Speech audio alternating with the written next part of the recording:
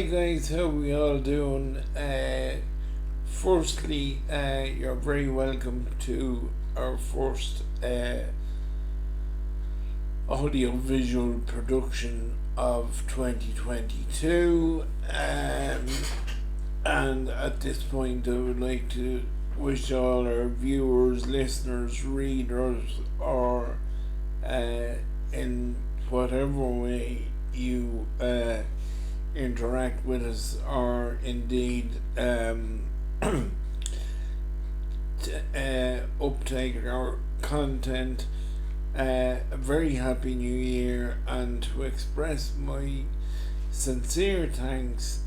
for your ongoing support, which not only gives me the heart to keep going some days when the old confidence levels wouldn't exactly be brimming over the edge of the glass, but also in a roundabout sort of way leaves us in a position that we can develop our website first and foremost further and constantly evolve that and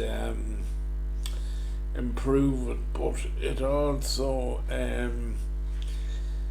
leaves us in a position whereby we can improve our social media output on things like Spotify and YouTube and SoundCloud or wherever else it might happen to be. So thanks very much for that, and please by all means keep it up, and in return I hope I do it for we, because at the end of the day none of this would be possible without my fiancée Susan, and I must always keep that in mind. But I hope your support of us and of the website and all our different channels is justified, that we produce enough content of sufficient quality to keep you all entertained and informed, and of course we would always welcome your feedback. In fact, it would be a major help to us, particularly if, for example, you could hit subscribe to our channels on YouTube, Spotify, or SoundCloud. Every little bit of support you can show all leaves us in a position whereby we can improve the quality and quantity of our output. Alternatively, if you would like to make a one-off donation, you can go to buymeacoffee.com/Boylan Talks and leave a one-off donation there. But anyway, first of all, there were two reasons in particular why I haven't done a video and or podcast in a while. Firstly, because in the week leading up to and indeed over Christmas, I had the most horrendous dose of what officially at least was flu, because I must have done about 25 antigen tests in 2 weeks, and thanks be to God every one of them came back negative for COVID. But if it wasn't COVID, in view of how severe it was and how it knocked me back, I absolutely shudder to think of what COVID itself is actually like. Judging by the hammering that this dose, which I was struck down by, left me with. And the other reason, well, just to finish on that, naturally, with being the way I was, recording either audio or video was A, impossible, and B, pointless, because even if I had been in a position to try doing it, you would have either got a video or a podcast made up of nothing else other than me coughing and spluttering and not in a position to do the production in the manner or to the quality that I would like to do. Now, unfortunately, the other reason outside of me being dosed up that I've been quiet on the this type of production front was that sadly we had another bereavement in the family on the 8th of January when Mam's third brother passed away within the space of 2.5 years. Her eldest brother Pat died on January the 8th. So we were a little bit preoccupied with that, and I have a tribute piece done to him on the Boylan Talk Sport website. If you would like to tip along and have a look, because I must say he was a unique sort of a character there. Pat, he was Mam's eldest brother, the eldest of what had started out as 6. Unfortunately, there's half of them no longer with us now, but Pat was he was different. As I said to somebody the other week at the funeral, he marched to the beat of his own drum, very much, but I would, and I'm not just saying it because he's my uncle, but I would encourage you to, if you are on the website, just drop into the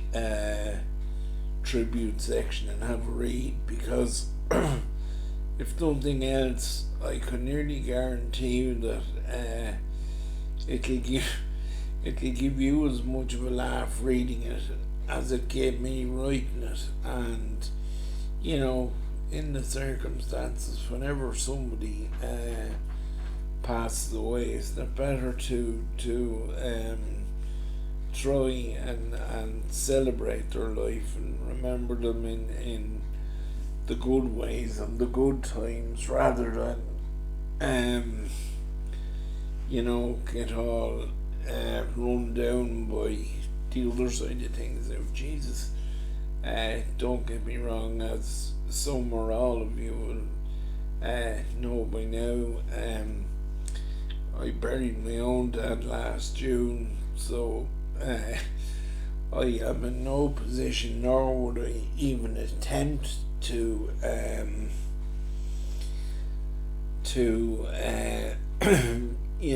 instruct or champion the merits of one method of dealing with these things over another, because the truth of the matter is there is no right or wrong way to grieve or deal with death, or whatever way you want to call it.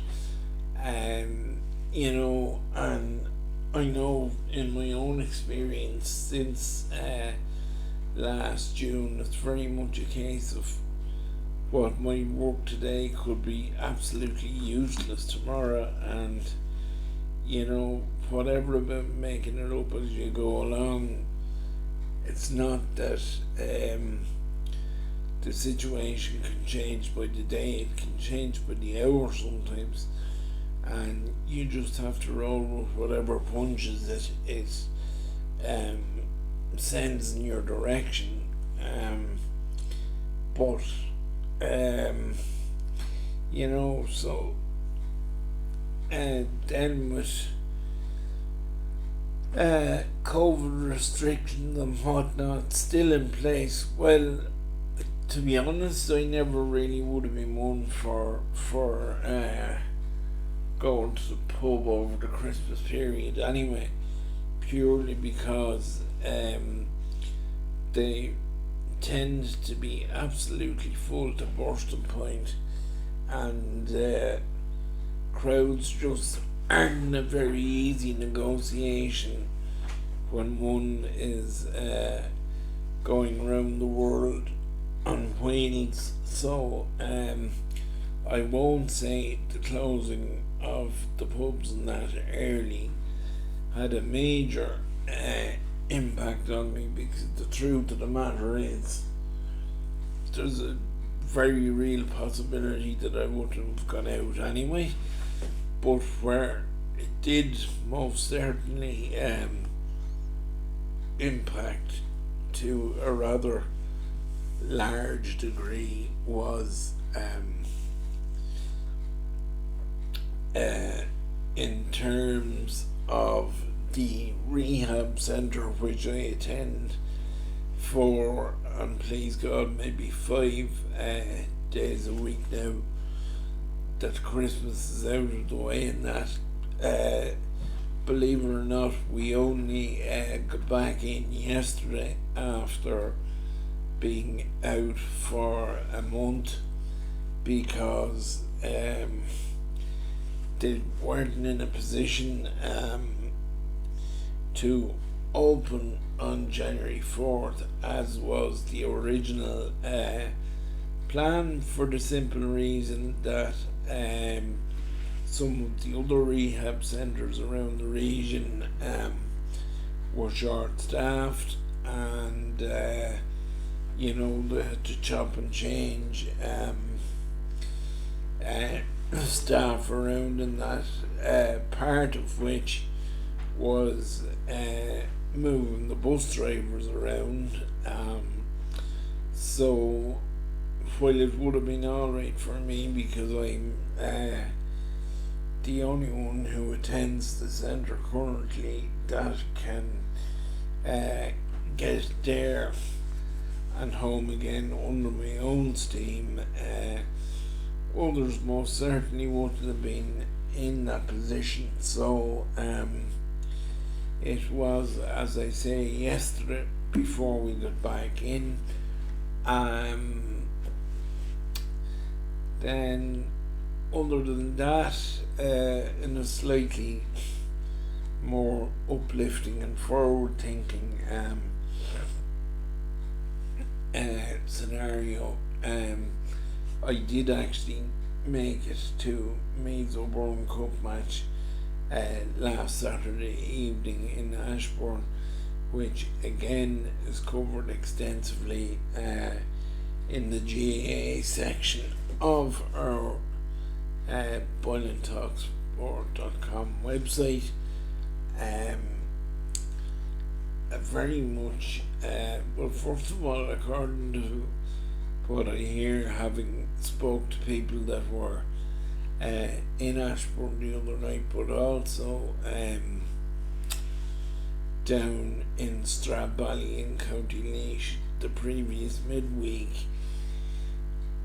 that it was a vastly improved performance by Meath, especially in the second half last Saturday night, when they really did sort of kick into gear and scored well. Like Yes, it was only the O'Brien Cup. Yes, as it happened, the match was a dead rubber because both Meath and Wexford were out of the competition due to the manner in which results had gone earlier in the day. But at the end of the day, the Meath team still had a job to do to go out and fulfill the fixture to the best of their ability. And while, in fairness, the first half may have been slow and scrappy and dominated by frees and errors and whatnot, Meath still led by 5 to 6 points at half time. The goal coming from Jordan Morris, who had a particularly fine first half, even though he did in fact hit the butt of the post with a penalty. But after half time, then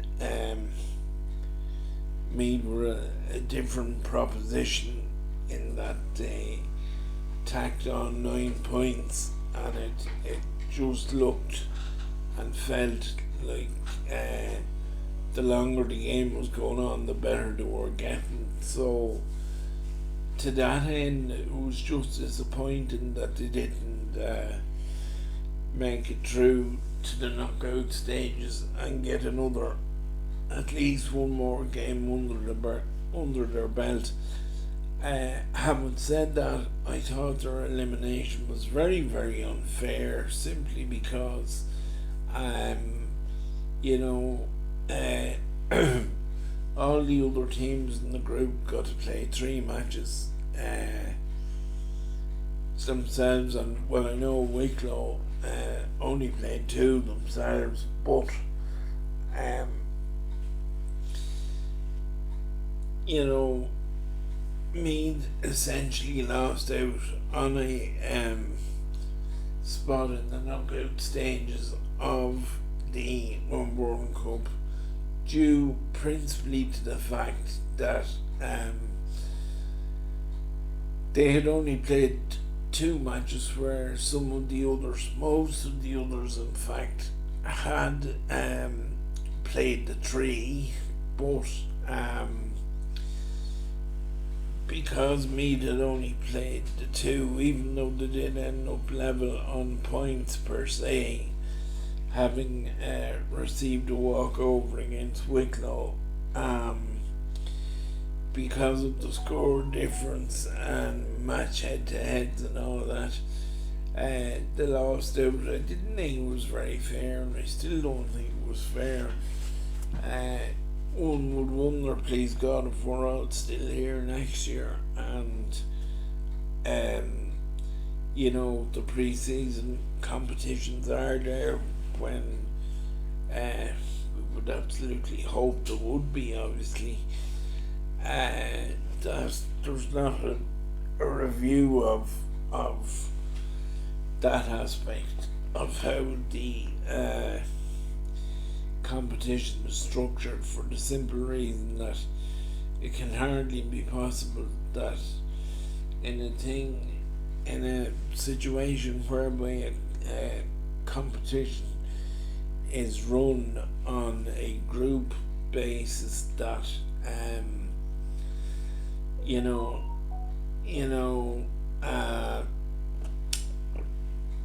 where a thing is run on a group basis, that surely the teams are entitled to play an equal number of games, especially when it would decide whether or not a team would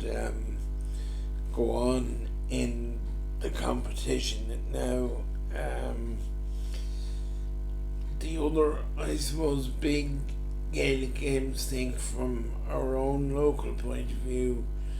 uh, over the last couple of weeks had been the anticipation for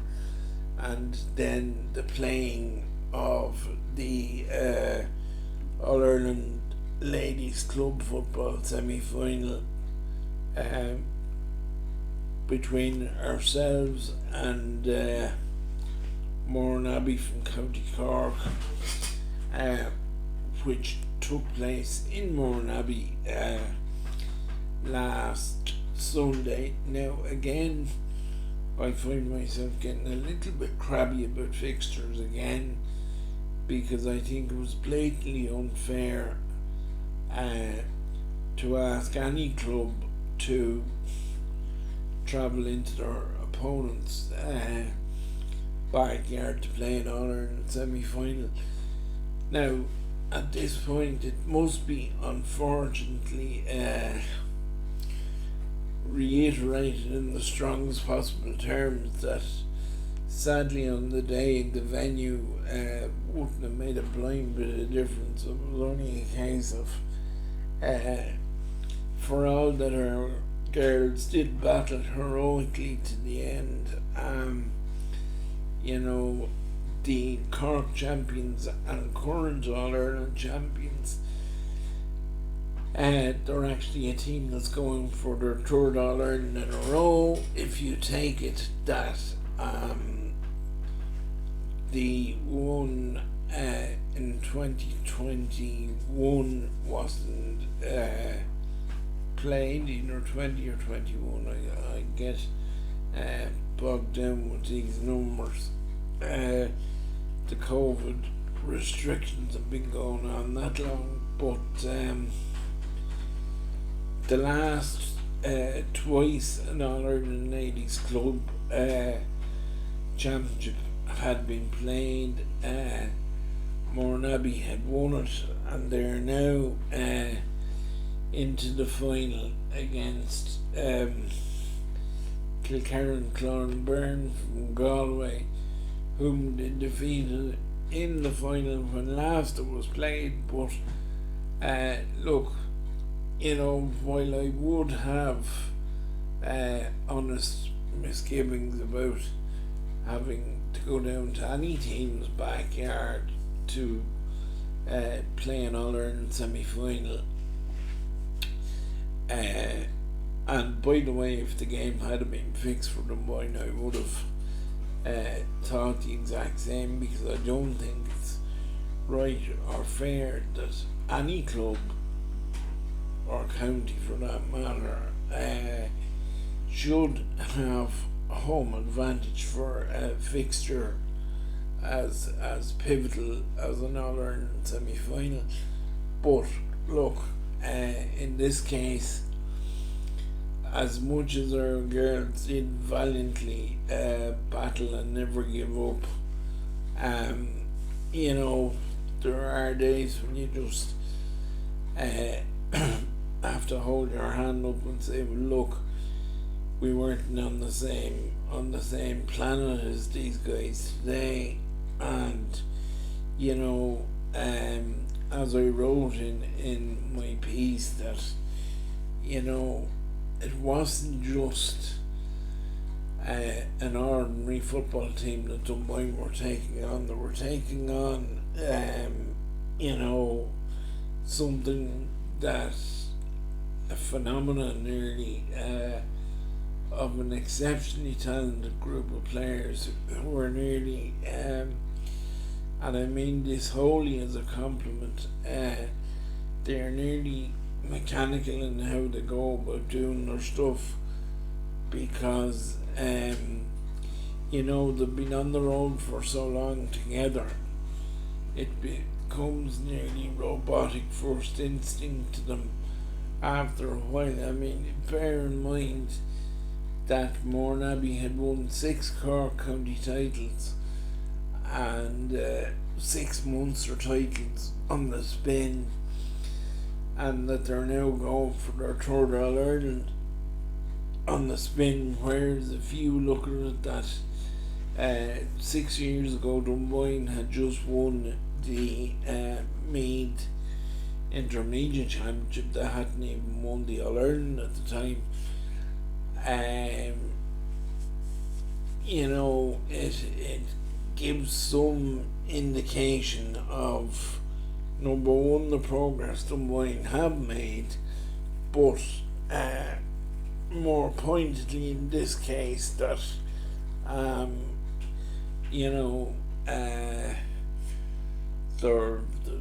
they just didn't have the big match experience when it really came to the crunch against a team as hardened and skilled and sure of themselves. And again, I mean that in the most complimentary terms possible when referring to Mourneabbey, but and I will admit, for a variety of reasons, that I did feel very, very upset on Sunday evening. I think mostly because, being honest, that our ladies were beaten probably wouldn't be that big of a shock, but the thing about it is that there's absolutely no shame in getting beaten by a team of the quality and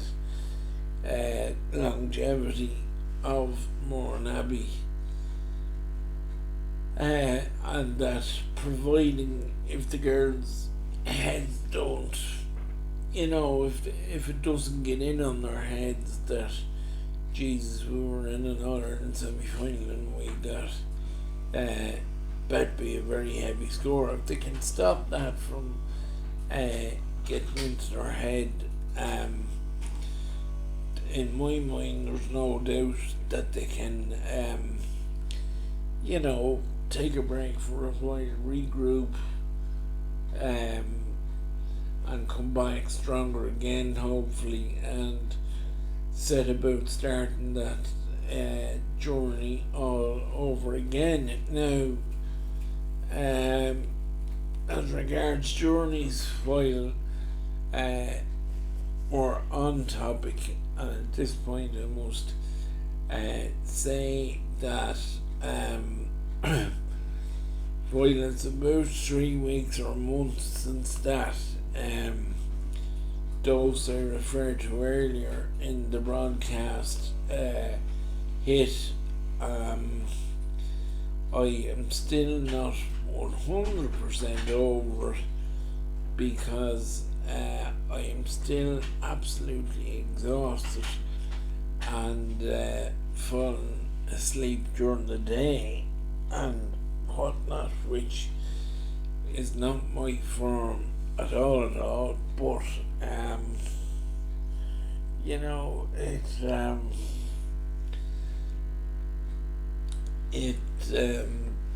even just to be able to get out and about in the last couple of days has been a start, even to get back to somewhere near where we would want to be. But if the mind can, go away, dust themselves down, realise just how monumental the progress they have made really is, and come back hopefully refreshed and ready and able to have another athlete. As I said in my report the other evening, the journey might be all over, but I firmly believe that the Odyssey is still really only getting going. So, but speaking of journeys and rolling and whatnot, just before I finish up, I must say quick reminder that my second book, Rolling Down Memory Lane, is completed and up on Amazon and available to pre-order. Alternatively, you can email an order to boylantalks@gmail.com or simply comment on any of our social media platforms. They cost €12 each, and if you have any queries or would like to order one or order a batch or whatever it may be, as I say, you can leave it. You can email to boylantalks@gmail.com, or you can leave a comment on the Boylan Talk Sport Facebook page or Twitter account, or any of the social media outlets, or indeed my own personal Facebook page, if that's what you would prefer. As I say, €12 each. There's some great stuff in it, even if I do say so myself, but I would be hoping that it will be well received with people. It wouldn't exist at all if it wasn't for COVID-19 and lockdowns and this, that and the other. Something had to be done to fill the void, but I would hope, you see, the way it works, folks, I actually cannot put in a bulk order for a print run until we get a run of requests for orders from yourselves. So if you would like a copy, or you know someone who would like a copy, please, as I say, email boylantalks@gmail.com, or you can leave a message on the Boylan Talk Sport Facebook or Twitter accounts, or alternatively you can drop me a line on This Disabled Life on Instagram. That'll do me for now. I just wanted to touch base with you all to start the new year, and please God, we'll have plenty of sport and other activities to keep us afloat in the weeks and months ahead. Thanks for listening in, and I will talk to you all soon, please God.